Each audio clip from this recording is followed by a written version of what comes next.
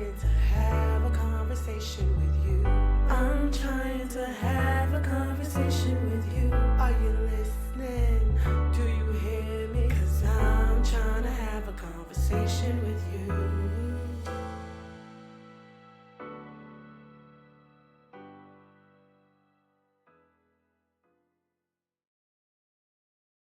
Welcome back to I'm Trying to Have a Conversation with You, a podcast with two sisters who never seem to be done talking.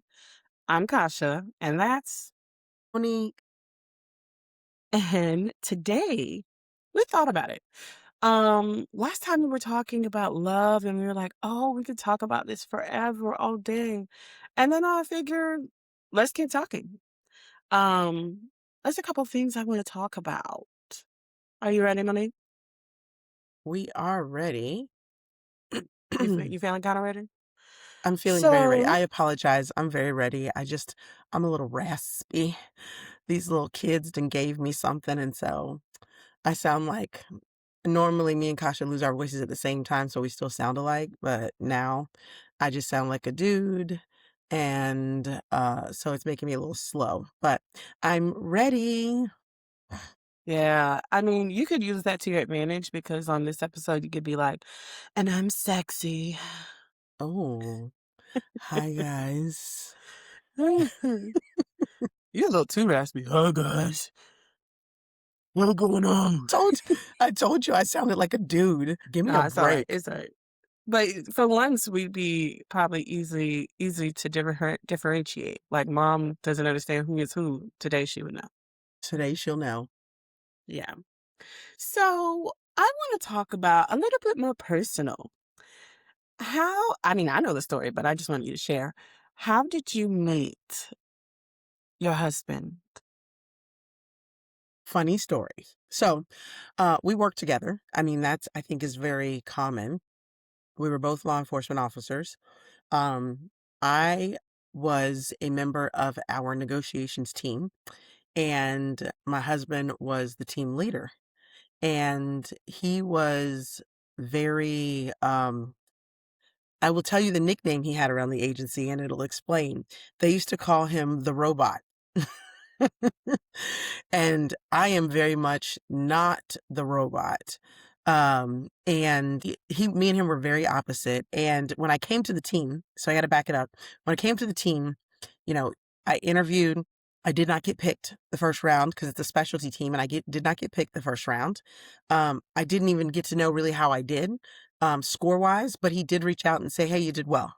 I was like, okay. Didn't know how to take that one way or the other because when I tell you he was very just robotic, like check, did that, check, did that, check, did that. So, fast forward, a year later get a phone call from him. Hey, this is the lieutenant of the negotiations team. I was contacting you because we have another opening. I have spoken with our colonel. We do not have to do another tryout. So I wanted to extend the opportunity to you to become a member of the negotiations team. Great. I'd love to do it. Okay, well, if that's the case, I need you to go do your polygraph test, and I need you to go do some other test I had to do uh, in 2 days. Well, Right. sir, my primary assignment has me in Orlando because I'm doing this event to represent the sheriff's office, et cetera, et cetera. I will be contacting your supervisors and letting them know what needs to happen. Oh, that's right. Okay, sir. Very well. So 2 days later, I was doing my polygraph exam and that other test that we needed to get done. So I did it. I made the team. Um, when you make the team, you become for lack of better terms, you are the truck bitch. You go get the truck anytime there's a call out. You keep the truck clean, you keep it organized, all those things. So that was my role now. But I always was like, I'd be like, hey, sir, I did this or I did that. Good, Monique. Okay, very well. Good talk. I remember one time he had given me an assignment to do something, and I called him and I was like, hey, LT, this is Monique Greco. How are you? I am a person that always asks, number one, I always ask how you are, and I always wait to hear an answer because I years ago heard somebody say that People are so self-absorbed in this world that we'll go, "Hey, how you doing? So listen, I called about," and they never really care about how you're doing. It's just it became one of the things. So I am very intentional about that. So I said to him, I said, "Hello, LT, this is Monique. How are you?" And I paused and he goes, "What do you need, Monique?" I was like, "Okay, good talk." So told him what we needed, hung up the phone, whatever. So fast forward, this is some years later. He is now, I've been on the team for a number of years, and actually he was getting ready to leave the team. I didn't know why, but I knew that he was leaving the team. Subsequently, I found out later he had gotten divorced, so he needed to leave the team so he could be more of a dad and be, on the days he had his daughter, he wanted to be more present for that kind of thing. So I called him for something, and I had gotten used to him not answering me when I'd ask how he was doing. So I didn't ask today. I said, "Hey, this is Mo.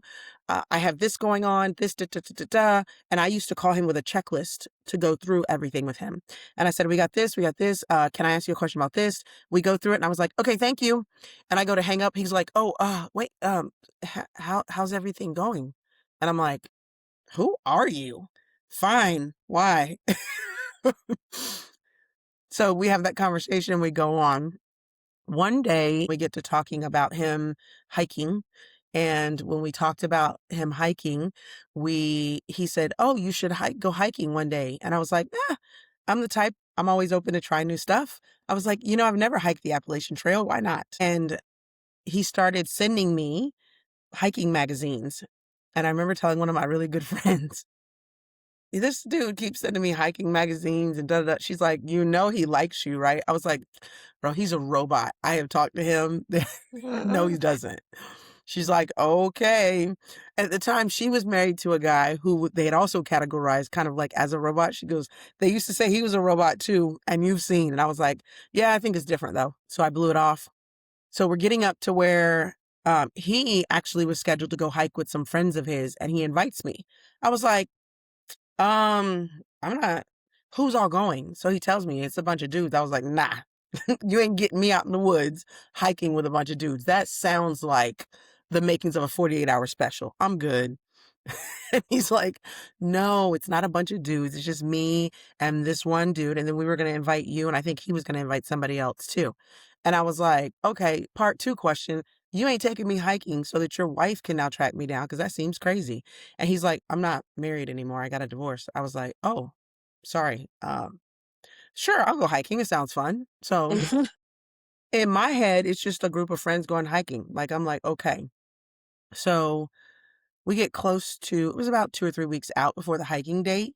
And I was like, "Oh, there's a class that's coming up for negotiators," because now I'm fully on the team. And there's a series of classes that you have to take. And one of them that I had been waiting for to come up is now available. It's the same week that he wanted me to go hiking. I was like, "Yeah, I'm not going hiking."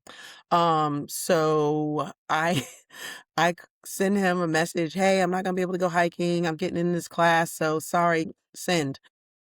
Didn't even think of it. I'm about my business now.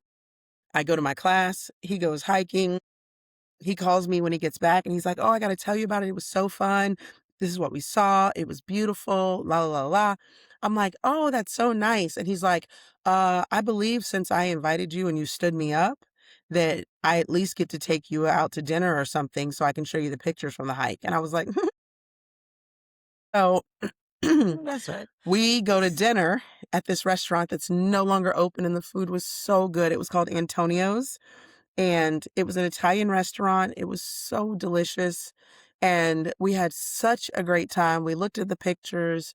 It was just nice, and it wasn't supposed to be a date. It was just him showing me pictures because I stood him up. Don't roll your eyes at me, Kasha. That's rude. Okay. What a schooling you had. Okay.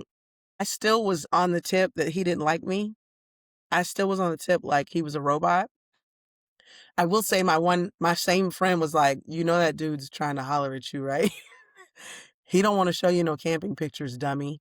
And I was like, "I think that you are assuming that everyone's like your husband. Your husband he is a robot, but not when he's with you. This person is a robot, like, whatever."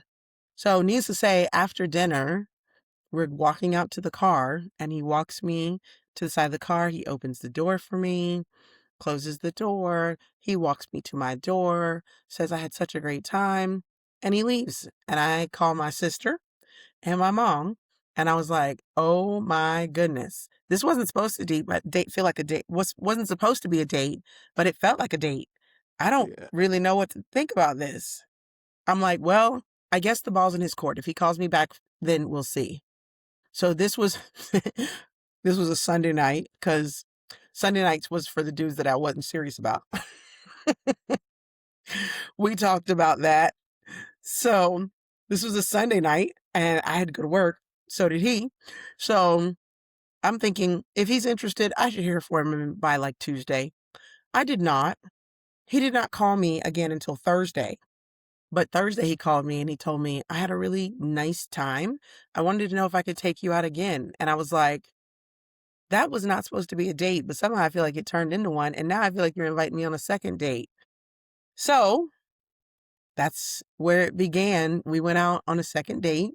That Friday, we went out to a restaurant here that is, we live in Florida, so there's lots of waters. This is one of those type of restaurants where people pull up on their boats and hop off, and there's live bands and there's music, and it's one of those kind of restaurants. So we went there, had a good time. He's not a dancer, but he got out of his comfort zone and danced with me because I am. And it was really cool. And then the third date solidified it for me because I was actually meeting my sister and my mom and and we were going to a movie, and while we were driving there he's talking to me, and I had discussed with him that me and a couple of my friends were supposed to go down to Miami to watch the Tampa Bay Rays play Miami, and I said they all backed out. He's like, do you want to leave tomorrow and go? And I was like, I don't have tickets. He's like, I'll get the tickets if you want to get us someplace to stay for them. I'm like, okay. And I'm super cheap. So I went on to hotels.com. We can get, if you want to give us an endorsement, hotels.com, you can. I went on hotels.com, found a hotel. It looked beautiful. It had good ratings. I booked the room because it was cheap. I was like, bink, bink, bink, we're ready. The next day, we drive down there. And when we get the room, the people, sidebar, we're standing at the counter and they're giving us a rundown of all the amenities to the room. We have the weight room, we have a laundry facility, we have this, you can go there. And I remember thinking, now it's even funnier because I know him. And he's like, we are here for one night. What are we doing? He's a person that normally is like super not like that, very anxious about upsetting people. But there are times where and that was one of them. So we get the room, we walk in. I walked immediately because they had a big picture window that looked out over this beautiful tropical, like beautifully landscaped area. And so I went to the window and was looking out like a little kid. I'm like, this is so pretty. He is behind me and he goes, Monique? I said, yes. Did you know there's only one bed in here? And I was like, what? Oh, uh, no. That's why it was so cheap. It only had one bed in it. Okay, mental note. So he says, I'll sleep in the chair. It's no big deal. And I'm like, no, we're adults. We can sleep in the same bed and it'll be fine. And I Yeah. thought, here we go all night long. Hey, girl. Hey, girl. That's what I thought was going to happen. We went to dinner. We went to the baseball game on Friday night or Saturday night. And then there was a Sunday day game. So we went to the Sunday day game as well. But needless to say, I wore my most capable and nice looking pajama set so that I did not look like I was from the streets. And I climbed into bed and he slept on a piece of the bed that was about this big all night long. So he didn't touch me, so that he didn't make me uncomfortable. And when I got back from that trip, I told my mom, I was like, Mom, guess what? And she was like, mm-hmm. Because my mom says at that point, she knew that was the one. Wow. Driving back, he did ask me if we would exclusively date, and I said yes. So I came home and hey, you off the roster. Hey, you off the roster. I had to clear it out. One other thing I would say that was a pivotal start to our relationship. Once had been dating for about 2 weeks, we went out one night.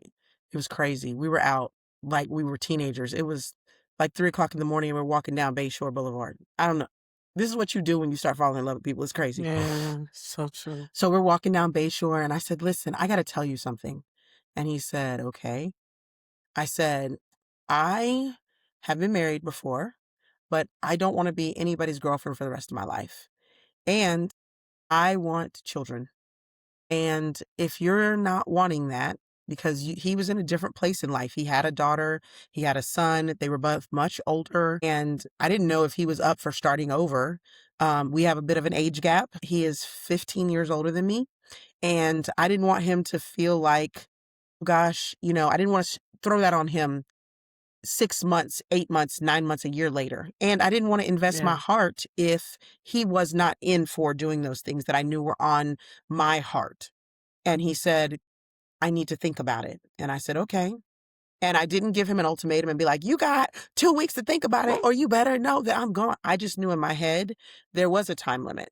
Mhm. And it was about 2 or 3 weeks later that he told me that he was open to that, is what he said. He says, I'm open to that. So at that point, we were into it fully. So, yeah, I laughed, I cried. I had all the feelings. You took us through a whole adventure. And I A did whole know adventure. actually a lot of that, but it's funny because there's some parts I didn't know, No. like being the truck bitch. I thought that was funny. Yep. I was. Another comment I want to make is that I have always heard like robotic men are like so romantic and so like everybody I know who has had like a robotic man or being like, girl, like, does that man have feelings? Like they are very much to their woman. So I feel like, yeah. He feels everything. Like Yeah. we talked about it earlier, but he is the physical touch. He wants to hear I love you. Right. And he loves like romantic movies. He loves Hallmark movies. He does not like to watch a movie that does not have a happy ending ever. Oh, that's true. I did know that. I did know that. He is a That is happy, so true. so he feels to the core. Right. That is so funny. But yeah, I definitely have always heard that like the men who are categories robotic, and they'll be like, girl, he loves me down. He Yes. loves me. Yes. But yeah, so I wanted to talk about meeting stories, and now I'm gonna tell my meeting story. I was gonna say we get to hear yours, right? Yes, absolutely.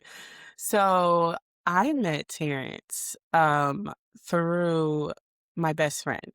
My best friend had decided to go back to school for a little bit. Like she had took maybe like a year, 6 months, a year off or something, went back to school. And her husband also went back to school. Uh, we same best friends since forever. So we were like high school peas in a pod. I was like basically another member of their family. I was always around. She and her husband were taking this class together and a couple classes together actually. And there was this guy, she said they had to speak on something about their life, the people around them, what's important to them. And she had gotten along with Terrence in class and, joking around, her and her husband as well. And Terrence had said that the most important people in his life was his mom and his sister. That touched my best friend's heart. I, at the time, was dropping this dude that wasn't finna go follow me at all. We was tired of him. Yeah, tired. You know I I had was dropped not that a dude. fan. Nobody was. And people were good at, like, not really making it a big deal of it, but nobody was. They were like and I had dropped him a few times. So I admittedly, she wanted to know, "Were you serious this time about dropping him?" And I was. It was no joke. She was like, "You She you was, really." y'all. She wasn't playing. She's like, "Are you dropping him? You gonna go pick him back up, right?" And I was like, "No, I really am not." So in that time, she heard Terrence talk about his mom and his sister meant so much to him. And that touched her heart. She said, just his interactions, his personality, and with that paired with that, that sealed the deal. She was like, I have to talk to this dude. I want to hook him up with my best friend. The funny story is she My best friend, I have 3, but this particular best friend, she's very singular-minded in the moment. She could be like, "Oh, I wanna go do this thing right now."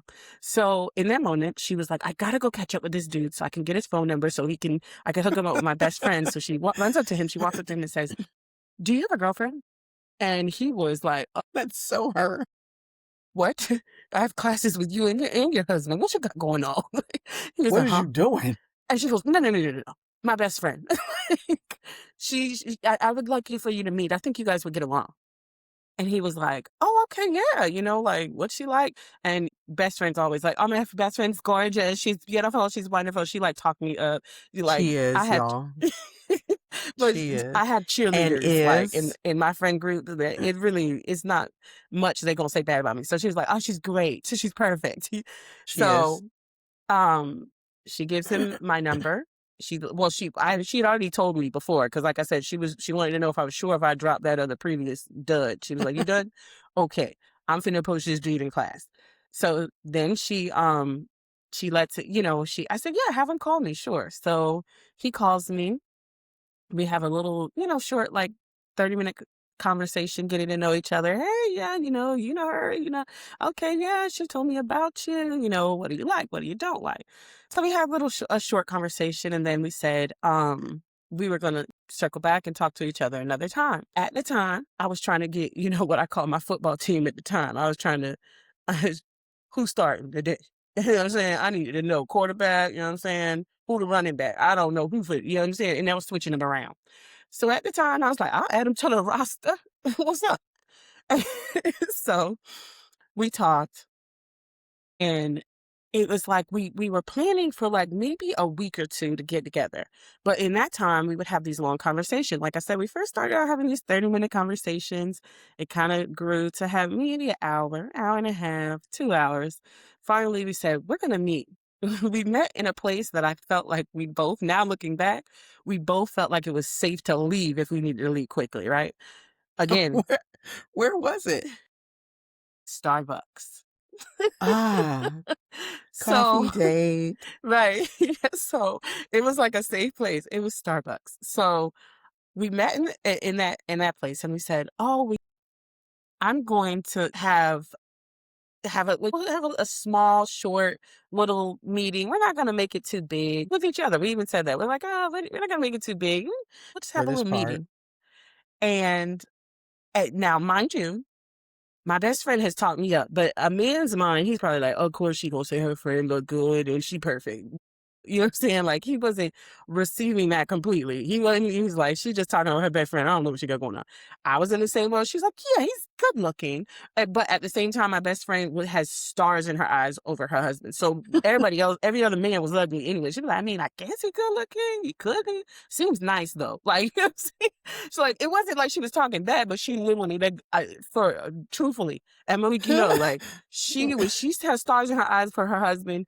Everybody, he the best looking man ever, and then everybody else like, "Oh, what does these other men look like?" Oh, so I don't. She didn't give me a true depiction. She was like, "He's nice, and I guess he good looking, yeah." So we go and we meet at the Starbucks.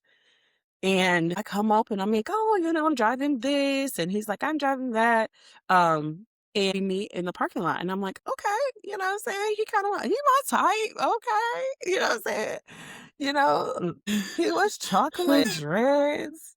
I was like, and it's funny because, like, he had that, just a different look than how he spoke and how he talked. Like, Right? as I explain him more, you'll understand what I mean. But yeah, he didn't have that, like, typical look, but he definitely like, he was my type. He was, like, up my alley. He's into fashion even now, and so I could see that little bit of element of, like, his style coming through. He got me, but at the time, and people who are from Tampa know, the polo boots it was an era. It was an era. If you from Tampa, you already know, but it was an era. So he had the polo boots on. I was like, "He's fly. Okay, we can do this." Go into Starbucks. The plan was, we're just gonna have a little quick meetup. Have our meetup. I got off work at 6 at the time. Immediately changed clothes. Immediately went there. Uh, Probably met 7 o'clock. Closed the lobby down. The people didn't even want to be mean to us. They said, "Hi, at a certain point, we don't want people in this building. Can you leave? Like, nicely, though? You know what I'm saying? Can you go?" I was like, "Okay." Walked out to the parking lot. Like, I'm telling you, this is like midnight at this point. Walked out to the parking lot, wasted another 2 hours My chit-and gosh. chatting. Chit and chat. I When I didn't went realize home, I that was that. mean, nobody was on the streets. It was just me when I went home. And I was like, "I like him."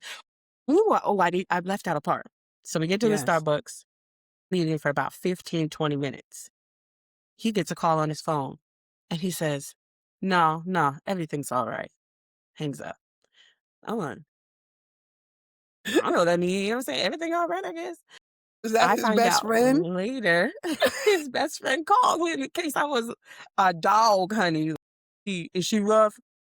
I'm having an emergency. Is she rough? Yeah. You Yep. gotta go. I'm having an That's his emergency. boy. He's like, "Nah, everything's all right. You're not having an emergency anymore." He's like, "Okay, cool, You're bye." fine. Trust me. His best friend's a real one for that one, but he's He nasty at is the a same real time. one. Mm-mm. So That's what your yeah, best friend's we supposed to spent do. He came through. like, good looking out, bro. But he definitely like had that a time we chatted, and it was just like our phone conversations were very long. Our date was very long. Going on from there, our conversations got longer after Yes, we they met. did. I used to get off work, and this is the joke. This is why she's trying to be funny. I used to get off work and go straight at the time I was living with my parents, and I would go straight to my room. He would call, or I would call him, and when people would call me, I'd be like, "They're gonna be all right. They be alright. They're gonna be all right. Like, I'll call them." And just to let you know, I mean, the rest is history at this point. But dudes always talk about. I told you I had the football team. When them other players called, I was like, anyways. So what you was saying? This is a nasty word. Let me have been talking to one of the other football players, and he called. Oh, I'm gonna have to call you back. That's cool, but I'm gonna call you back. Let me call you Click. back. Click. So yeah, it was just it was very easy to get into conversation, and I realized early on like exactly why my best friend was like saying, Let me put these two together." He very much, and that's why I said his looks don't match always how, because I think, especially for that time, I think people are changed now. I mean, we've been together for like 14 years, but at that time, I think there was still this notion of like what looked thuggish. You know what I'm saying? So he had Right. that look that might have been come off as being like, "Oh wow, like who's this guy? What's he up to?" Thuggish look. But he is a hippie at heart. So That was I the funniest part. yes. So it's very easy to like have broad, wild conversations about, I mean, the universe and just about like the meaning of life and things I And was just not having Ligers. common. Y'all And remember that was I that? was getting to that. See, you're saying I'm about to knock you out. And That was yes, my just favorite. I'm sorry. and that's the thing. We would get into conversations and then reach the point where we were having a difference in opinion at the smallest level. It didn't have to be a big difference of opinion. And we're still like that. We still have to like discuss our points and like, this is why it's this. One of the conversations that Big Head is talking about is that we had a conversation where he was like, about ligers and Tigons and what that meant. Um, and he was like, I think he might have to correct me if he ever sees this, Oh whatever, but my god. I think he was saying that they couldn't mate, which I was like, yes, they can. There are tigers, ligers, and tigons. And it was like, there's one, and you know, don't quote me, but one of them is like the female lion and the male tiger. When they mate, they have like one of them, tiger or ligon. Oh, yeah, tigon or liger. And then if it is like the female tiger and a male lion, that is something different. So we were arguing about that, and I was like, you know what? Like, are you serious? Like, I know, like, Google, you know what I'm saying? I had to get on the Googles. We had to be like that. And we're still like that. Like still to this day. No, No, no, no, here's no. the other Let piece you're me leaving out, because the whole reason I even knew about this argument is because I called her the next day, and she's like, "Oh my god, I'm so tired." I said, "Why are you so tired? Weren't you at home with mom and dad?" "I was, but me and Terrence were on the phone till like 4 o'clock in the morning." "Oh, what y'all was talking about?" "Oh, we got in this whole argument about tigers and lagons." I was like, "Shut up."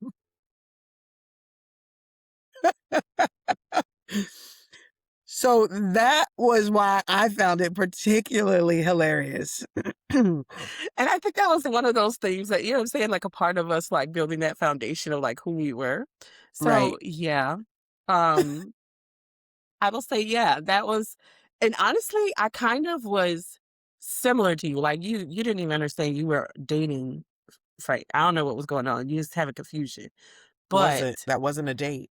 I think this second date let me know that like, he moves in he moved position. He became captain of the team. You know what I'm Captain saying? of the Like I fi was like captain and quarterback at the same time. You know what I'm saying? I don't make the rules. But I do make the rules. But Yes, you do. yeah, so I realized the second date, it really solidified that for me. What's funny is that like I had a friend I had discovered this restaurant with, and this particular friend, purely friends, um, was angry at me because he was like, "I'm the one that you discovered that restaurant with, and you put your dudes onto it." I'm like, "You're a special dude, though. You just don't know." So we went to this restaurant for our second date because our first date was like I said, we was trying to figure out how we could escape it. But the second date, we went to this restaurant, and it was like, actually, it was a bar and restaurant, but they had really interesting, like, tapas and stuff like that. So we went there, and after the date, girl, oh, I need to stop. The second date outfit beat the first date outfit. I was like, oh, he still got it in the closet. I don't even think he can fit it anymore. I said, "Oh my gosh. This man Oh. already chocolate." He wearing a chocolate button up, and the button up, like, it looked similar to something that would be almost militaristic. Oh, girl, I still to this day, I look at that. It's be hanging in the car, I'd be like, "That's the one that got me right there. That's the That's one the that one." got you, And baby. he had the polo boots on. Okay, Tampa, polo boots on. I said, "This boy getting a good night kiss. You hear me? He was finna get a good night kiss at the end of this night. I know that." And he did, And and did. did. But yeah, that's how many story. I mean, I look, love I y'all's have story. flashbacks. I love y'all's story so much. So, so much. So moving on from there, let's talk about dating. Yeah. So we'll talk about, our own personal stories. I want to get back to that actually. Like I want to wrap that back to that. What do you think is the rules of dating now? And that is different than when you were dating, like I will say specifically first dating in the world and dating your husband, which is a difference. There's people when you first meet that batch of people, and then you meet your husband. The difference in dating him, and then moving on to like what's the rules now? Um, well, we kind of touched on it earlier. Like the people think that the old fashioned rules don't apply. And it's because we were talking about before about, you know, eh, we both followed the advice of our brother and he said, date everybody. And we did. But that doesn't mean you sleep with everybody. It means date. It means go out. It means get to know. It means talk to. It means see people who have different opinions. Date somebody who you wouldn't normally date that maybe isn't your quote unquote type. Date people who are your type. Date people that are kind of your type. So, um, that's where I think, like, we kinda talked about that, but the rules of dating to me have not changed really. The I Most relationships that are successful, you have someone who is the pursuer, and then you have the person that's being pursued to an extent. It doesn't mean that ever, like, stops. Like, for me, like I told you, you can say that I was being dumb. I didn't realize my husband was pursuing me at the point when he started. until it was too late. He had grabbed me. So I think that there is a difference, though, in dating people casually versus dating my husband. And I don't think you know until you do get to know that person if that person is moving into that other category. Because you can have people move into that category and then later on down the line disappoint you. You can have Mhm. people, or not say disappoint only, but do things that you know that are out of alignment with what you want to live a lifetime doing. Um, Mhm. but there was a lot of people that I solely dated. I hung out with. They were fun. We went places. We went to concerts. We did this and they were fun, but I knew right away you are never going to move from a Sunday or a fun date type person. You are just for fun. And even if we did go out on a Friday or a Saturday, you were still just for fun because Mhm. I knew that I didn't, like I said, what your idea of life didn't align with what my idea of life was.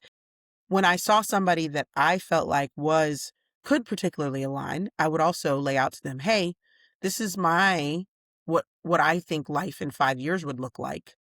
I'm not saying it's gotta stay that exact plan, but the big parts are gonna stay the same. Like I told you, I wanted Frank to know I wanted to get married. I wanted to have children. Those parts were not gonna change no matter who it was. When you started to see, "Oh, okay, I've been hanging out with this person a little longer and their life does not, the way they lead their life isn't something that I'd want to align." I wanted somebody who, like you said, like your best friend said with Terrence, somebody who loved their mom and their family was a big deal because I love my mom and my family, and I wanted to make sure that they respected that for me. And you would date people, and after maybe going out on a few dates, you would realize, ooh, they don't care about their family just based on how they talk about them. It wasn't that I Mhm. had met them, just based on how they talked about them. So the rules of engagement, I don't think have changed. I think that people try to change them. I think people try to manipulate them for a lot of reasons. I think they try to change them and manipulate them because um, their own perspective of who they are. If they feel like a lot of times I think people who have been out in the streets sometimes will start looking at themselves differently. And so therefore they'll change the rules of engagement because they think that people are going to perceive them differently. Um, and we have all had a life before. We've all done things that maybe we look back and go, "Oh, I shouldn't have done that," you know, and you shouldn't change your moral compass for that fact. We Mhm. make mistakes. It doesn't change us at the core, especially if we learn from the mistakes that we make. So I think the rules of engagement change for that reason. I think the rules of engagement change too because it makes people feel better about the society we live in sometimes. Like, I don't want to hold some guy to, like, for me, I'm still old fashioned in the respect. If like my husband invited me out on a date, not the first one, because that wasn't a date, like I said. It was a retro date, we realized in retrospect, we called that one a date. But when he invited me out, my husband was old-fashioned. He paid for things, he opened doors, he did all those things, and for me, those were important things Mhm. because I wanted to have my spouse to do things like that. I wanted him to Mhm. prioritize and look at me and be like, "Oh, I wanna treat her like a princess. I wanna open doors for her." Those are little things, but for me, they were big, and I wanted Mhm. coupled with me for me, I wanted to look at someone and know that if I did have a child with this person, what kind of father would they be? What are they going to teach my daughter? What are they going to teach Mhm. my son? And those were things that I was not gonna change. And I think nowadays, because we have morphed what the idea of family looks like so much, that we've also morphed the rules of engagement to fit now what we want. And so it's like a Rubik's Cube. It's Mhm. churned and changed, but I don't think you ever seen a Rubik's Cube where people have peeled the colors off and moved them around to make sure the colors are all in the same. It doesn't, you didn't win that Rubik's Cube just because you peeled the colors off and moved them. You actually have to turn and do, like, you didn't do the work. So, Right. um, I think nowadays the rules of engagement are I can do whatever I want whenever I want because that's how we live society in general, with no regrets. And I think that is an absolute, y'all can come for me. I think that living life with no regrets is a falsity that we are selling ourselves because everybody has regrets when they look back at things that they do. Should you wallow in your regrets? Should your regrets define you? Should I look at you and judge you on your regrets? No, I don't think so. But I do think we have to say, ooh, that's something I probably shouldn't have done. or I shouldn't have invested time with that person, or, because how do we learn without being able to do those things? I think that that is what has changed about dating is that we can do anything we want to, whatever I can think of. It's my business. Nobody can judge me. Only God can judge me. The tattoos and like, you're right. God is the only one that can judge you, but you still have to live a life with some type of morality so that you can look at yourself in the mirror. That's what it boils down to is you looking at you. Yeah, I mean, I feel like what I've seen changed from when I was a young lady. I mean, I was still young when I met Terrence, but a young lady and just Baby, I'm getting out. still young. I know that's right. You know what I'm saying? What changed when I was a young little whippersnapper, a little jit, like we say, um, till now, I think, especially just being a young person anyways, like you really like there's one thing, like I say, I always tell people, I'm like, my brother gave me a lot of the blueprint. So I filtered out a lot of like BS. You know what I'm saying? There really wasn't an angle where I was pressured into doing things that I didn't want to do. I really had like my brother put me down on game. He was like, they're gonna say this, they're gonna say that and that and that. If they say that, say this. That's gonna run them crazy. You know? like so I did. And it was a delight. You know what I'm saying? I Delightful. feel like just learning people there's one thing to being put on game, but learning and actually being faced with people and having that experience was a difference. It's like going to college and then actually getting your job. So There you having go. that experience and seeing like, oh, this is what he's talking about, or, this is what I do need to be careful of. And I like I told you, I'm a lover of people. So a lot of times I have a very open heart. Like I could be mean, but I have a very open heart about a lot of things. So I had to learn that open heart can get stomped on. And like Right. people take that as sometimes a point of weakness, and the wrong one doesn't look at that and say, oh, I don't find value in that. Like, I don't care, like that's just something I can use. So Right. learning that, um, th- like again, I just touching on the fact that we had to meet people like in physical locations. Like we I mean, we were just getting into social media when I was getting out into the world. So we had to meet people. It was kind of like sometimes awkward when people were like, oh, I met somebody from online. Be like, girl, that's an axe murderer. Like, so like, you better be That's how it was careful. back then. Yeah, better be careful. Um, yeah, I had people who, when they first started doing like any kind of online dating, they'd be like, "Girl, call me at this time because we don't know," you know. Uh, so that's changed. The Yeah. way people meet has changed. We already talked about like the dating apps and things like that. One thing that I know, and I don't know if I talked about this already, but I hear about a lot of the young women saying that, they're not going on dates. Like these boys, young men are saying like they just want to, hey, you could drop by my house if you want to get to know me. And I found that to be boring as all get out, first off. I'm I'm not like, you doing have that. lost your mind. I'm not feeling bored to death and be like, you know what you show? Like, no. Like, it's just I don't know if that's like a cheap thing or you know what I'm saying? Is it an economy thing? I don't know. Y'all gonna have to let me know. But I I think hear it's a a lot of people talk lazy about thing. not lazy too. Yeah, like you don't have to work for it. No. And I think because of the dating apps, there's ways to be like get around that. And this has always been a thing though. There's always been a dude who be like, oh, if you won't, another girl will, which didn't work for me. Didn't care. Never. That I'd be like, never get that bothered other me. girl then. She gonna do that. I love that for you, bro. Like she might do that for you. Like me, I'm not the one.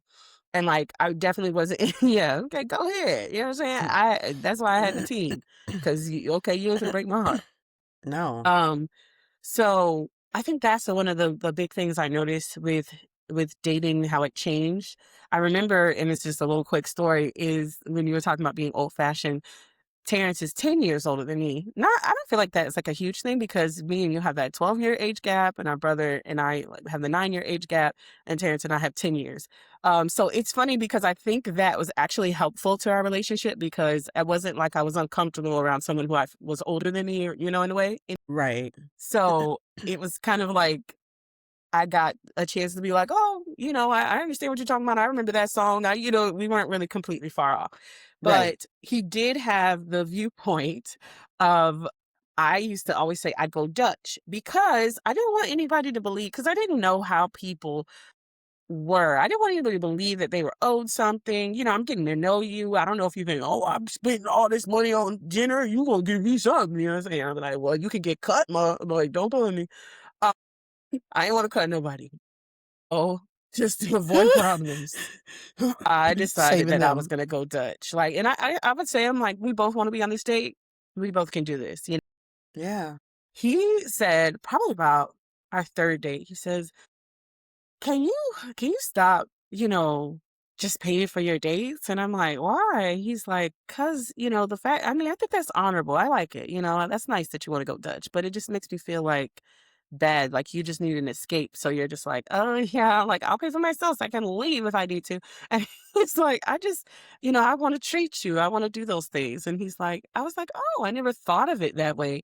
So I definitely stopped going Dutch. I still don't go Dutch. I still I don't go don't Dutch. either. Every now and then I do something. I'll be like, "Let's go this place and let's go." I I know he buy regret gifts that for my conversation he husband. had to me. He was like, "I always gotta pay when we go out. Is she crazy?" Yes. Yes. Yes, you do. My But husband yeah, makes so jokes now that we're married. He'll be like, I'll take you out to dinner." I'm like, "It's the same. It's our debit card. Stop." look, I respect that. I think that's cute. He said, "I'm holding the debit card today though. That's what he Just says. just to run hold." I'm holding it, so So I'm paying. we talked about meeting. We talked about dating rules. We kind of went into our own dates and our adventures with our men. What do you think was the thing or the things that made you fall in love? Like, do you remember the day or the specific thing you're like, Yeah. clicked over? I can What was tell that? you for me, there was a couple of things. One, I told you the trip when we went to Miami to see the baseball game. That was a huge one Mhm. because he had been, I had been dating. I had been single now for, oh gosh, it was probably 3 or 4 years. Um, and I had, yeah, because I got separated in like 2007, got divorced in 2008. I did not start dating though until my divorce was actually final from my first husband. So I had almost a year where I was technically single, but for me, since I was somebody else's wife on paper, I did not want to still violate that. And Right. I didn't start dating until then, and so it was about 3 years, and I had dated a lot of dudes, and there was a lot of them that there's no way that I could have been in a hotel room with them without having to fight all night. "What you mean? Why you ain't go," like that kind of conversations. Um, so that was a huge point for me. Another point was I remember I, at the time, was working as an undercover officer. And so I would work all kinds of crazy, weird hours. And he would always, didn't matter what time it was, he'd be like, "Call me when you're on the way home. I just need to know you got there safe." And I was like, it was a very sweet thing. And especially coming from the idea of, I'm a cop. I carry a gun. I fight people. This is what I don't need you to check on me to get home. But for Mhm. him, I felt like he was putting me in a different category than just somebody he worked with or another cop. I was something that he wanted to treasure and make sure I got home safe. So that was a big Yeah. deal for me. That conversation that I had with him um, about wanting to have kids and wanting to get married. Shortly thereafter, he asked me if I would go to church with him because we would go to church on Sundays, but we would go to different churches. Mhm. And I went to church with him, and it was probably about our third or fourth time going to church. And my husband's name is Frank, and there was a couple that he had been going to that church forever, and he said, "I've never seen this couple before." And they had a little boy that was probably 6, maybe, and his name was Frankie. And I know that because the parents had to keep calling him because Frankie kept sliding over and sitting next to us. And Frank, after that day, we left there and he goes, I'm open to kids. And he said, because I feel like God just gave me a sign with that little boy. And I thought, here's the man that's God fearing and that makes his decisions based off of what he thinks God is showing him. Here's a man Mm. that I could be in a hotel room with, and I didn't have to fight with him. And here's a man that treasured me, by saying, like, "I want to make sure you get home, even though you are that tough chick that does all the things."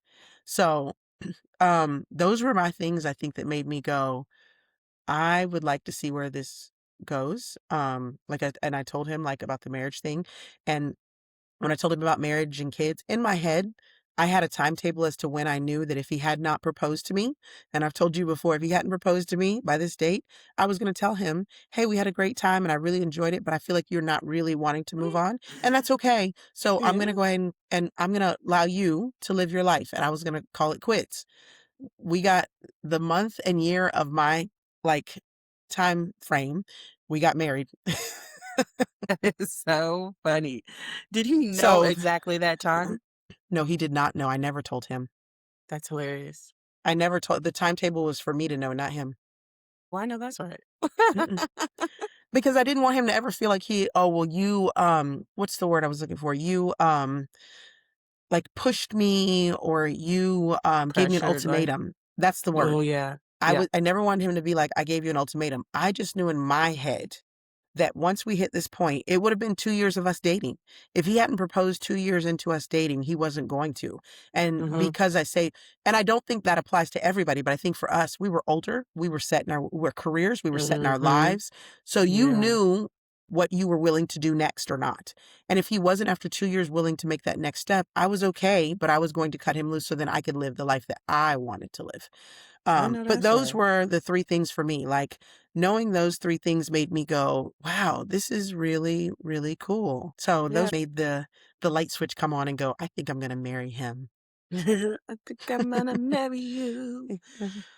Um, I would say the thing that made me fall in love with him, it was very easy to see how like, what my best friend saw in him to say, like, Right? she wanted me to meet. Like, she's like, "Yeah, I could see you being similar spirits." Like, I could say that there's similar things. There's things that are very opposite about each other, Right? but there's some things that are very similar about us, in spirit. One of the big ones, which I initially, I didn't like pour myself into the feelings until he meets my family. Right. He met my family, which went well. That was fine. Um, but a part of him meeting my family and then seeing him in other situations, I would see that he could talk with others. I had left a previous relationship where this one was very closed off and didn't like to talk and didn't like to express of any. So I love the fact that Terrence had was big and bold and big and bold in conversation. He reached for connection. That's someone that I Right. love about him. He reaches for connection. You could be a foreigner in the middle of Minnesota, and he's gonna say, "What team you go for in football? What's up with it? Oh, you like it? Oh, okay. Yeah, yeah, yeah, yeah. I think so." Or like, how would you put seeds in the ground in Minnesota? Because I know, I mean, in Florida they be doing stuff, but what would they do in Minnesota? He's going to try to bridge the gap wherever it Yeah. is. I don't think that there could be an alien from another planet, and he'll be like, "Do your spaceship work like my car? What's up?" You know what I'm Do saying? it. He's going to connect. And I love that about him. I don't think I've ever seen him in a situation where he's like, I am not gonna that was awkward to speak of. You might No. even feel awkward, but he does try to reach his hand out and make that connection. That's one thing fell for hard. Those conversations about all these broad topics and things I just couldn't even, my friends, I wasn't having certain conversations with them about. That was one of them. Um, I could tell children liked him, and to me, that is such a big thing too. Children kind of like, what I'm saying, even being out in public would just smile or, see, I'm like, "Oh, that's a clue to me." Yeah. He was stable, liked the idea of stability. He did not like flying by the seat. Even is That's what I loved about him. He was a hippie. Appeared to be thuggish, but he was like, let's make sure we had this much money for this and save this and had a house doing this. See what I'm saying? He had that stability, he had that broadness, he could talk to people, you know, hippy dippy, all of those things at once. And so I felt Yeah. felt like that was really unique and not something that I would come across very easily No. again at all. And when I definitely seen like, and just hearing his conversations when I got to know his mom and sister, that he cared for them and that he had that connection with them, and how he talks about his own family. Like his family's not exactly, not his entire family is from our city. So we would, just talking about having that distance with family and still keeping up and things like that. I thought that was like really awesome about him. So Yeah. I think I will say too, there's something that Excuse me. there's things that you initially fall in love with, and then there's things that like make you grow. 100%. 100% having children and seeing him be a father. Oh, ooh, I mean, I was like, okay, like you you're on a good. swoon, girl. I said I respect, like, especially like that hippy dippy side of him when we had our children, and the fact that the doctor's like, oh, skin is important. And he's over here ripping his shirt off and like, okay, I'm gonna put him on. Where you want me? No idea. Fit him on my pecs, wrap him with this blanket. Okay, I got him. And a lot of dudes would not have been down with that. Me, That's I'm like, I'm not. amazing. I never did skin to skin with my kids. He did the skin to skin. That didn't Shut happen with up. me. I had no Yeah. idea. Yeah, so those are the That's things I'm like, so "Oh, these kids sweet. mean the world to him. I like that." Oh, yeah, just he was the first ones to do those skin to skin, wrap him in a blanket, putting that effort towards him. The way he would stare at my well, I'm about to get emotional. I'm a G, wait a minute. No, go ahead, I'm a get it G. out. It's okay. It's okay. It's okay. The way It does he it to you. would I was like, "Oh, I'm a G, wait a minute." The way he would look at our children when they were little babies and stare at them made me be like, "Wow, like I did it with the right one." Dang it. I'm a G. When you're talking about that is one of those things that, like, Ooh, men have no idea the pull they have on our hearts. ooh, When you look at okay. our babies and you take care of them like that, whew, it is one of those things that you can't even explain how your heart, like, you your heart grows, it feels like, for Mhm. them because like, how do you it you can't articulate it in words, that's the thing. It's just like watching your husband, your spouse with your child, it rocks you. It Yeah, does. that's why I was like, Even if I even did if you're it a with the stone right cold one. killer, Kasha. Yeah, I'm a G woman. Okay. I did it with the right one. And Yeah, I knew that in those moments. I kind of knew what kind of person he was. I saw how he, like I said, children liked him. And I saw his relationship with his sister, who is also 10 years apart from him. So I thought that was like really hilarious. They have that age gap as well. And the love and respect that his sister has for him, like he was so important, just like in the same way, like you were like, oh, I used to push you around the neighborhood and things like that. He was the babysitter, and he was, there for his sister, and her growing up and how she respects him. That let me know. I'm like, oh, there's something to it, And yeah, I think having a guy who grows up around girls is a different thing as well. Like when you talk about the yes. robot man, there's dudes who, grow up around other dudes and are soft for their woman, but there's also a sect, and I think our brother falls in this category, and so does Terrence, of being dudes who are used to being around women. I Yeah, love that because I there's not a lot of things that shock him about me being a woman, and there's certain things that I no. tried to, like, hide from him, like, "Oh, I'm a woman, sorry, it's this time of month," and he's like, "Okay," like, Okay. "Put on a pad," like, Yeah, do like, what you need it to was do. not like it didn't, like, blow him away at all, so I loved that aspect. That was another layer, and like I said, you fall in love initially, and then there's things that just bring you deeper, so those things of, like, being a woman and not having to explain about being a woman and not having to have a just, like, sometimes just the hormonal changes, the things like that, he never I remember having birthing one of my children, and he was in the bed and like, "Oh, okay, coming out? What's going on?"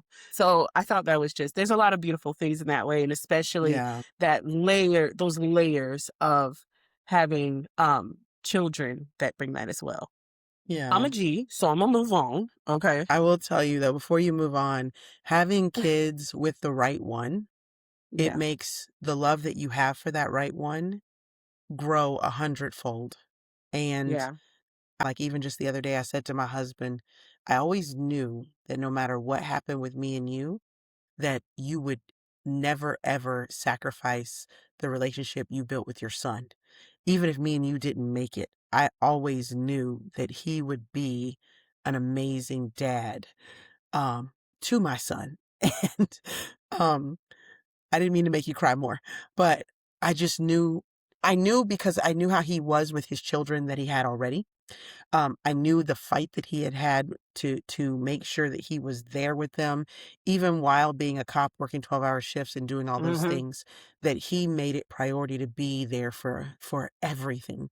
And I Yeah. thought, if I have kids with him, I know he's going to be that way with my child. And him and my son are the best of friends.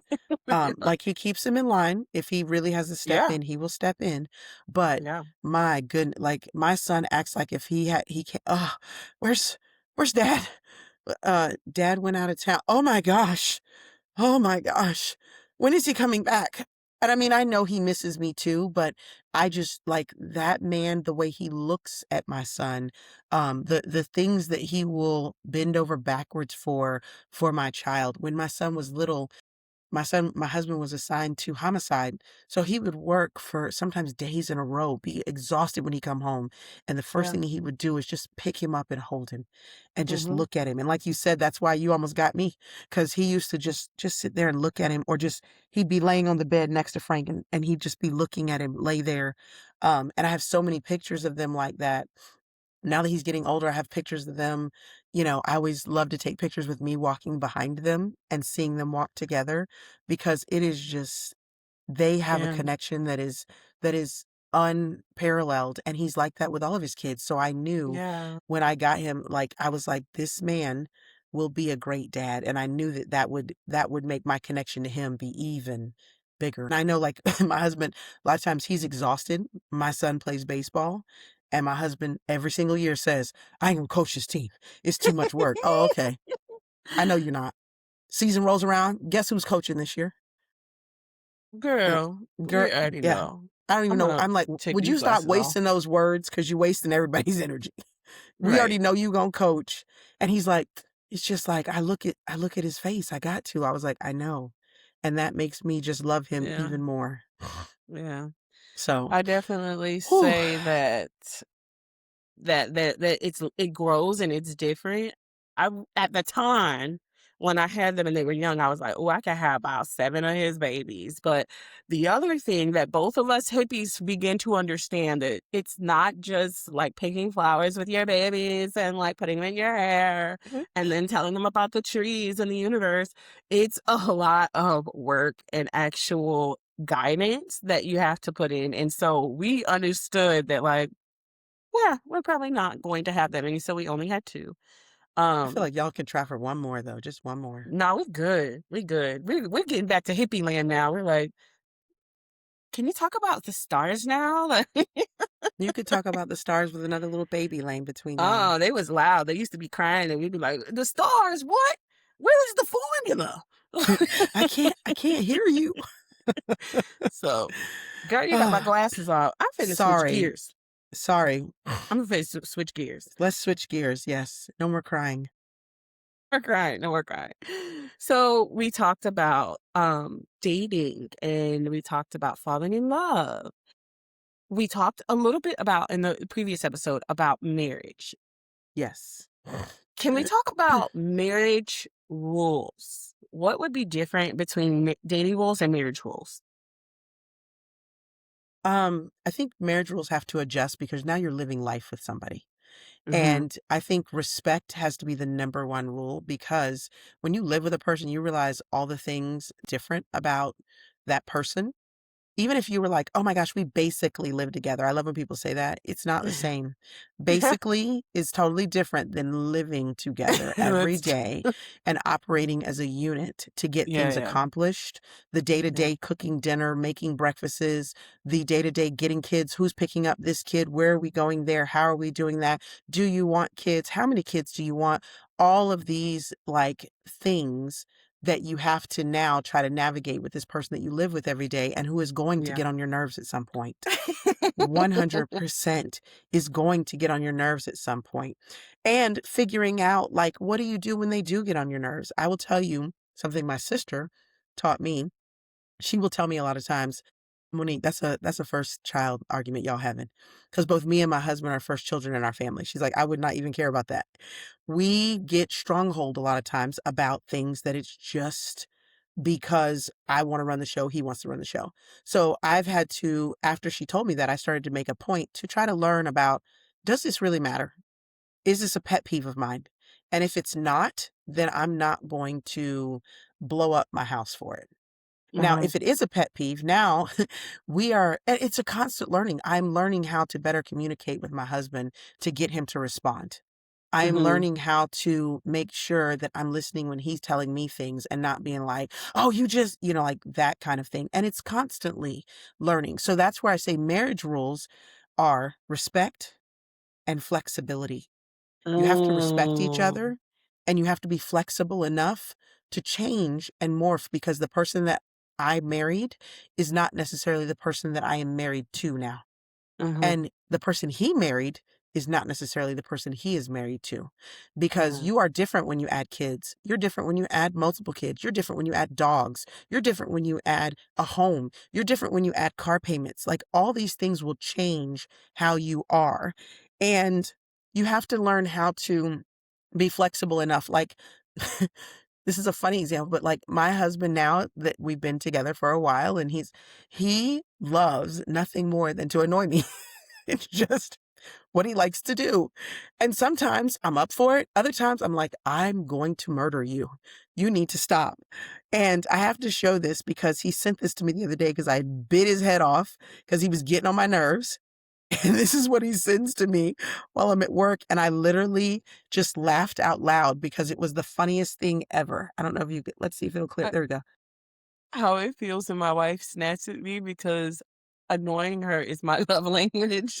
And it has the little duck walking away so sad. And I'm like, so it's just learning to be flexible enough to grow with your Yes, partner and respectful enough to respect the energy that they're putting in at that time because the energy that you put in changes based on what's going on. And last thing I will say is recognizing that marriage is not or relationships are not 50-50. mm-mm, I've never ever had a day where me and my husband have been 50-50. mhm, Sometimes it's 75-25. Sometimes it's 80-20. Sometimes it's 95-5. Sometimes it's mm, 99.9 and then point 0.1. And understanding that you are not always the greater of the two. There are times where you are the lesser and you have to be respectful enough to recognize that I'm going to be flexible and respectful enough to know that when the day comes that I'm the 20 and he's the 80, that mhm, I got to be okay with that, you yeah, know? So, respect covers a lot of things. Covers respecting them as an individual, respecting them, their energy. I always say, like, love is not enough to hold a relationship together because you can love mm-mm, somebody. I can tell you, my ex-husband, I still loved him when I divorced him because I didn't think he was a terrible person, but I mhm, knew that our life did not work together because I no longer respected him. And that was it translated into me talking to him in a manner that I shouldn't have as his wife. It translating it into me treating him in a way that I probably shouldn't. I know I shouldn't have, not probably. I should not have because I didn't respect him anymore. So marriage yeah, requires all those things. Understanding the percentages are not 50-50.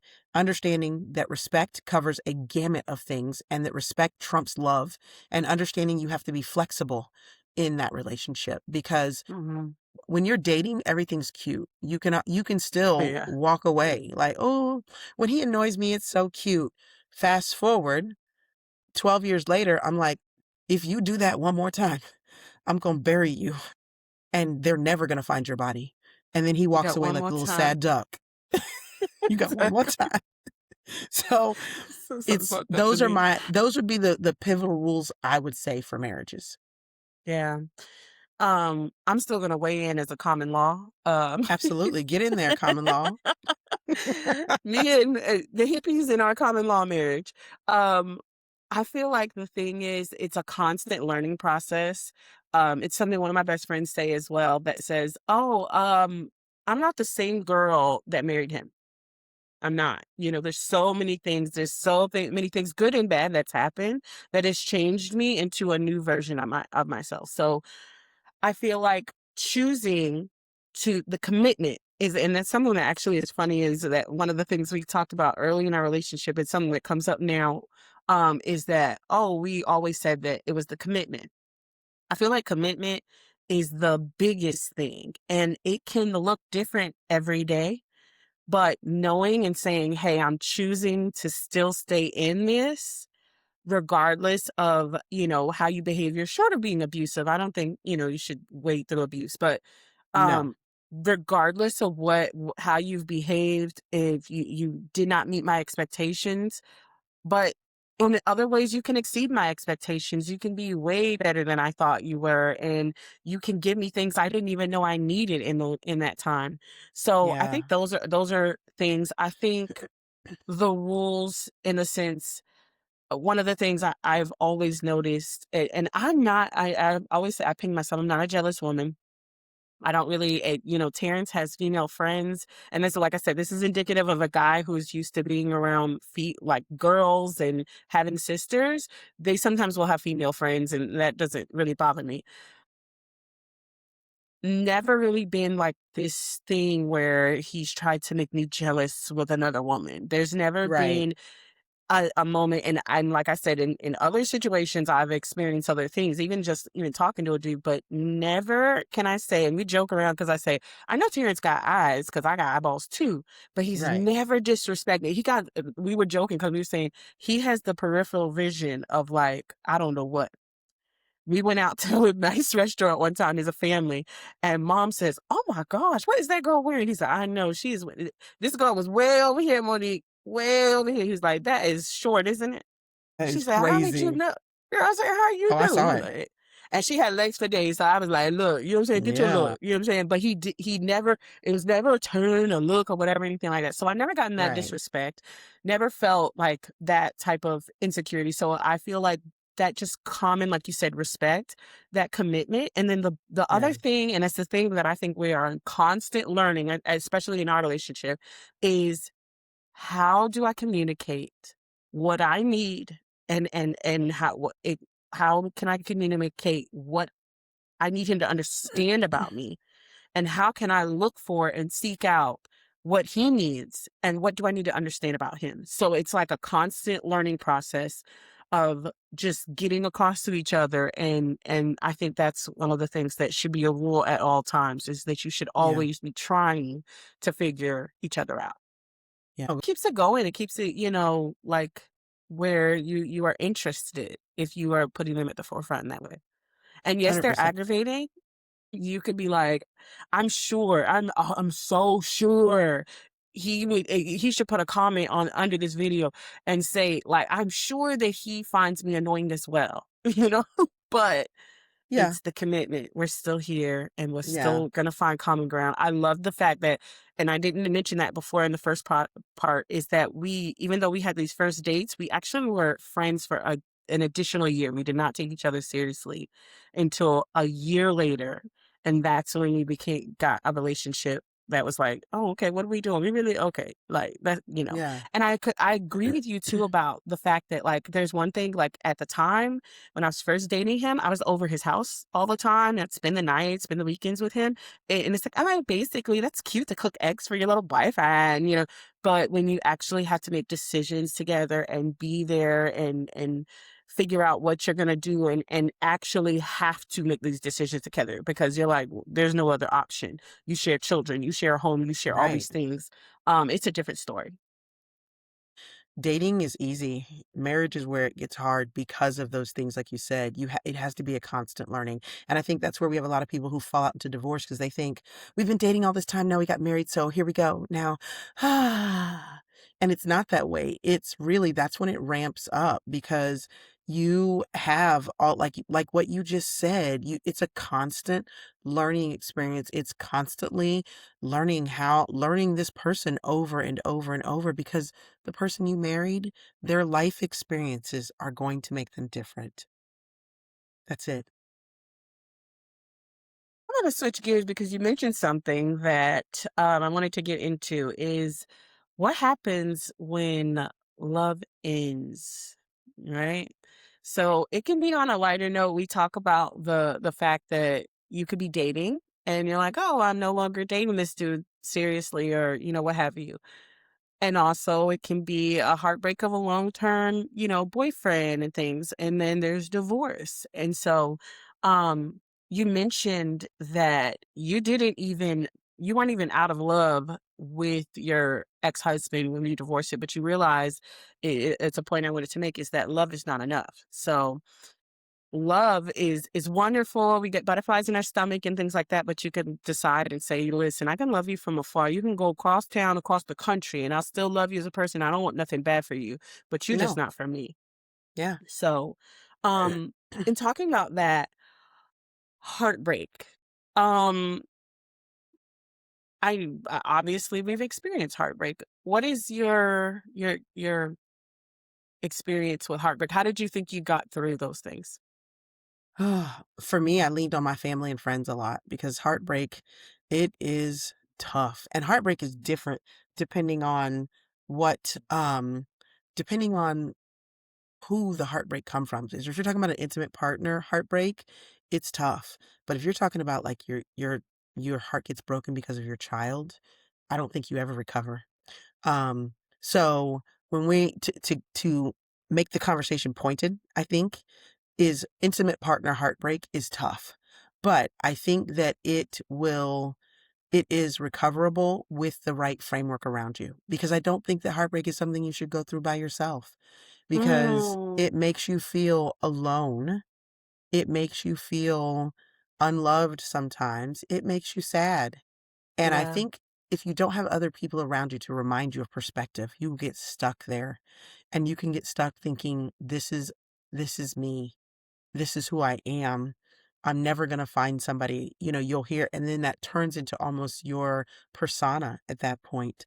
Because I think heartbreak is crazy because it's something that's felt on an emotional level, it's felt on a spiritual level, it's felt on a Mm, mental level, and in many cases, it can be felt on a physical level. You can physically feel pain in your heart when that in those first couple days, hours of somebody breaking up with you that you truly thought might have been the one you know? Or like in my case, watching my marriage crumble. This was my high school sweetheart that I had married. I met him when I was 13. We got married when I was 20. And he had literally grown up around my family. Like mhm. he was part of our family on top of it. And we had been married 8 years before the divorce came. And it was very, very difficult. Um, and it was difficult because I did also have to share with my family, like, this is what's gonna happen, and now we have to, like, uncommingle our families because we didn't have Mhm, kids, thankfully, so there was mhm, not a reason for him to kinda stay commingled. So I mhm, said, "We in order for my heart to heal, I needed him to be out of mhm, my world and my mhm, intimate circle." And thankfully, my family, they honored that with me because I know at the same time, I know they loved him. He had been around a long time, and I know that you guys loved him as well, but you guys supported me in that instance, and that I think is what got me through it. Heartbreak cannot be experienced alone. I think that's where people really get stuck. I think that is where it can impact mental health. And for me too, I took up that's when I found fell in love with physical fitness. Uh because it not that you could run out a heartache, but I'm telling you, when you was tired enough, you could still sleep. So I know that's right. and heartbreak will keep you from sleeping sometimes. So but if you ran 8 miles, you'll sleep. You'll get you some rest. Get you some rest. So, that is what my thoughts are. Yeah. Um, It's funny because, I had this conversation years ago. I remember being in high school and this dude who kinda strung me along, um, broke the news to me that he was no longer gonna be chatting it up with me by telling me, "Oh, you know this other girl?" Which sometimes she came up and I used to be like, "Oh, you know what that's about." And she went to school with us and she also worked with him, so I knew that was like a recipe for disaster. But Yeah. he broke the news to me by saying, "Hey, I just wanted to let you know I'm taking so and so to homecoming." And I had been the one on the phone with him every night, talking to him way late into waiting for him to get off from work and chatting it up and things. And I remember getting off the phone and the immediate response was like high embarrassment. I had to because I had talked about this person so much and I was like, yeah, so and so said that, so and that. And I remember turning to mom and said, yeah, and we were out in front of our extended family's house and I said, hey, he said he's taking her to homecoming. And my mom, which she feels for us in deep ways that are just like our mom, like, she feels her she said she was just heartbroken at that time, and I was just embarrassed that I had to tell her that I was no longer probably gonna be talking to this dude, and so mom was like, "I'm so sorry," and she was just so hurt in that moment. But, kinda withdrew. I kinda sometimes would talk about him and stuff like that, but I withdrew those conversations and kinda let that go, didn't talk to my friends about anything, whatever, and I remember I mean, I was a kid, so I was Yeah. 17, and so I remember being just mean to him is the way that I got through it, and he's, "I don't Right. want you to be mad at me," those kinda things. Right. So, that was like and later on, mom says, when you're in high school, she said, "You get your feelings hurt. You ain't get a heartbreak. You got your feelings hurt." So I got my feelings hurt. The s I would say my ex, that I said that my best friend wanted to know I was done I was gonna drop him and not pick him Yeah. back up. It was a series of heartbreaks. He disappointed me all the time, and so it was a series of heartbreaks. He disappointed me, embarrassed me, and do these things, and I remember, like, slowly having heartbreak. So when I literally cut him off, there was no heartbreak.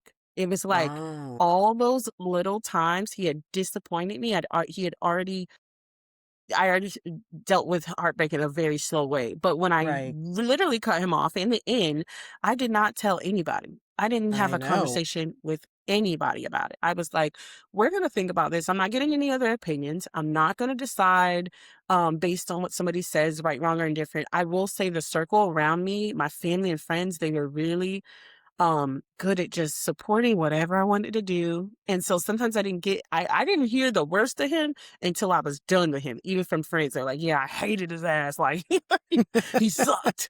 He But people sucked. never told me that, they never would say those things. And so when I literally cut him off, it was like it was done for me. I was fine. I was living my best life. And I remember us having a conversation after we broke up and him saying, "I've never felt this kind of pain, like, this hurts so bad." And I could empathize with him, but not enough to be like, "Oh, I would wanna be back with you." I empathize with him as if another friend was going through heartbreak over someone else. I didn't even it Right. wasn't like, "Oh, it was me that he was sad about." It was like, "Oh, you sad about somebody." Um, That's so sad for like, "I you. hate that for you." So, that type of heartbreak was just a little different because I think the first time he hurt me was, like, such big blows, and then, like I said, it was a series. There were, like, 5 times that I was just like, Right. "Oh, we're breaking up," you know? So by the time I really broke up, I was like, "We gonna be alright. He gonna be alright, though. He He gonna gonna be be alright, alright. though." So, with that being said, I wanna wrap this up with this. How hard are you supposed to fight for love? I think that if it is love, you are not being harmed. Like you said earlier, I think if you have an issue where you have somebody who has an addiction, or you have an issue where someone is abusive, physically, emotionally, and not, and y'all don't come for me, not the, oh my God, I'm triggered, I'm this or that. I mean, really, you're being emotionally abused, you're being physically abused, you're being um financially abused. That is something that happens in domestic violence, where those kind of things, if those things are happen, your children are being abused, you don't fight for that. You do not fight for that, not even for 1 second. But if you have a relationship and things get hard, money gets tight, children become hard to rear, all those things that happen in relationships. You don't throw out the baby with the bathwater. You don't go looking for the next best thing. You don't decide, it's better to start. We need a fresh start because that fresh start is going to lead you back to the same exact place every time because relationships are circular a lot of times in the respect that if you talk to older people who've been in relationships, almost every stumbling block that you have encountered, they have also encountered. And they will tell you, it was tough, but we just fought through it. We just got up every day and we just kept going. I Mhm. think that you fight as hard as you can so that if it comes to a point where you walk away, you can say, I tried everything. If you walk away and you can't say, I've done everything that I can possibly do, then you're leaving too soon. You are leaving too soon because relationships are not, nor are they supposed to be easy. And I Mm-mm. always compare, my husband is not my son. That is true. But there's nothing my son could probably get to do to make me walk away from him. I might get Mhm. disappointed. Even if he landed in jail and did something crazy, I'm going to be very disappointed. I'm not going to make him Mhm. not my son. I'm not going to not Mhm. love him. My husband, obviously the limits the threshold's a little bit different because he's my Mhm. husband, Mhm. but the average, like, he said something that hurt my feelings, we're gonna fight through it. Imma tell him he hurt my feelings, I'm gonna figure out a way to communicate that to him, and we're gonna get through it. He annoys me because that's his love language, we're gonna get through it. We're gonna figure it out. I will say to him sometimes when he's driving me crazy, we have 2 things that we'll say to each other. One of them is, "I need to miss you. I need to miss you right now." So, that means I need I some like time that. away. I need to miss you. I Um, like that. or our other one, and neither one of us smoke or drink beer really, and we will say, "I'm going to the store and getting beer and cigarettes." That means I ain't never coming back no more. Facts. I You say have that to too. have those outlets, but you have to also the other thing is you have to take breaking up off the table. Yeah. People argue nowadays and, "I will leave you. I promise you, I will leave you right now." That is Mm. off the table. Like, Yeah. divorce for me and my husband, it's off the table. I'm not going to Yeah. divorce him because financially, he's it's not I did have a divorce, but there were issues that revolved around finances and stability and things like that. We have stability. We have financially, we work together. Finances will not always be great. You have to work together though. We work together. Um, we parent differently and I respect his parenting and he respects mine. We have Mhm. to like unless he bumped his head and started abusing me or like start then it would be different. But right now, nothing is going to make me put divorce can only be brought onto the table for things in my opinion that violate the Bible. And if he Yeah. violates it by hitting me or abusing our son or abusing our animals or just being a bad human, divorce is on the table. But if I have a good human that I don't always get along with, divorce is off the table. That's how you fight for it. You fight for it until you can't fight anymore if it's the Yeah. right love. Yeah. I think that I agree with that. Like the threshold to me, the buck stops right there. Like I'm not Yeah, fighting hard for abuse of any type. Especially like I'm not trying to say what oh he could knock me side the head, but if you start abusing my child, I'm gonna be like, this is not gonna work. The other thing is, and I've always said this is my threshold. I will not love him through addiction from afar. Yes, not in my home, not together. I'm not gonna fight with that. It's too damaging for everybody involved. So agree. will not fight through addiction with him and will not fight through abuse. But short of that, there's gonna be some things that you just think, oh man, I didn't think that we would have this challenge in our relationship. And so you do keep fighting. There is one thing that mom says about people going to their mutual corners. I think sometimes you gotta go to your mutual corners and you don't know, like I think there's a lot of like sayings about relationships. Like one of my best friends was talking about, oh, I hate when people say don't go to bed angry. And she's like, sometimes I had to sleep on that, and wake up to say, oh, okay. I think that the same. Like there's sometimes it's like we might have some days in our mutual corners and figure that out and then come together. Uh otherwise. I think having a household and children together, you're going to have to speak to each other. It's different than Right. just, some guy, you're like, I'm not going to talk to him. I'm not answering his texts. It's like, Right. let me answer his texts because he got the babies with him. We're happy. So, yeah, definitely. I think that you still keep fighting. You've done everything. And oh, that's the other one I wanted to mention. If you've done everything and you've tried to bring your relationship to a place of growth as much as you can, not performative, but truthfully tried to bring your relationship to a place of growth, and that person is not improving in any capacity, I can understand that as well. Like if you say, hey, I'm putting in all this effort. I understand that sometimes it is 80-20, but it has been 80-20 for 20 years. Like it's Right. hardcore. If Yeah. you're not going entering a place of growth by whatever means it is, then I can understand that. That's when it's time to give up. But Right. for now, we out here, we fighting for our love. We still love the men's. We do. And They still apparently I'm cute. not a G. No, I you're just found not that a out G. today. You are Weird. not also not a stone cold killer. I'm a stone cold killer. I don't, No, after this, you you know what I'm saying? you can't cry like you just did and call yourself a stone cold killer. You know this face? Okay, you can. Okay. But Oh, this has been an awesome it conversation. has. I I'm love so glad it. I tried to have this conversation with you. I am too. But Thanks. yeah, so with that being said, I'm Kasha and that is Monique. And this conversation is over.